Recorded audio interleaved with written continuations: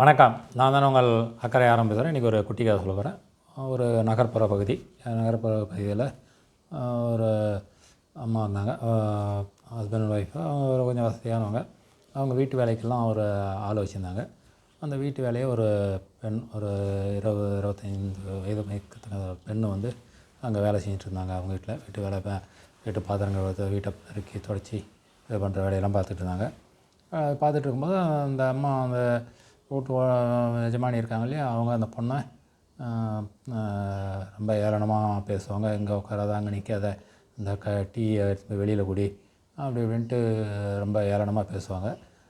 அந்த பொண்ணு அதெல்லாம் ஒன்றும் அதை பற்றி பொருட்படுத்தாது. ஏன்னா வேலைக்கு தானே வந்திருக்கோம், நாம் வேலை செய்கிறோம் அப்படின்ட்டு வேலை பார்த்துட்டு இருந்தாங்க. எதையும் மனசில் வச்சுக்காமல் அப்படியே காலங்கள் ஓடிக்கிட்டே இருந்தது. அப்புறம் அவங்க வந்து அரசு தேர்வு எழுதினாங்க. அரசு தேர்வு எழுதி நல்ல மதிப்பெண் பெற்று அரசு வேலை, அந்த எந்த நகர்ப்பகுதியோ அந்த நகர்ப்பகுதியினுடைய முனிசிபல் கமிஷனராக அந்த அம்மா ஆயிட்டாங்க.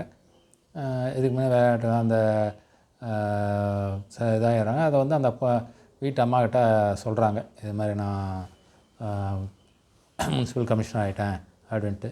உடனே டக்குன்னு அந்த அம்மா, நீ படித்த பொண்ணா?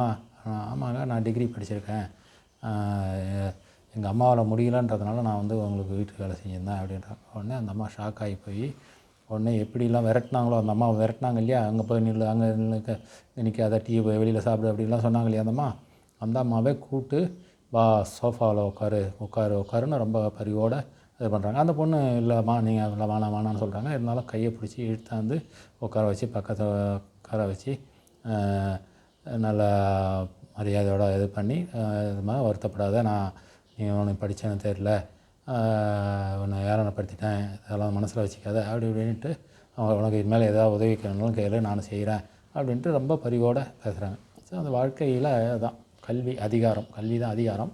இந்த கல்வி என்ற அதிகாரம் வந்து அப்படியே மாற்றிடுது. அவங்களோட முதல்ல இருந்த நிலைமையை அப்படியே முழுமையாக மாற்றிடுது. போனாங்க, வேலையை செஞ்சு ரொம்ப அவங்க வாழ்க்கையில் முன்னேறி சந்தோஷமாக இருந்தாங்க. அதனால் எப்பயுமே யாரையுமே ஏளனமாக நினைக்கக்கூடாது.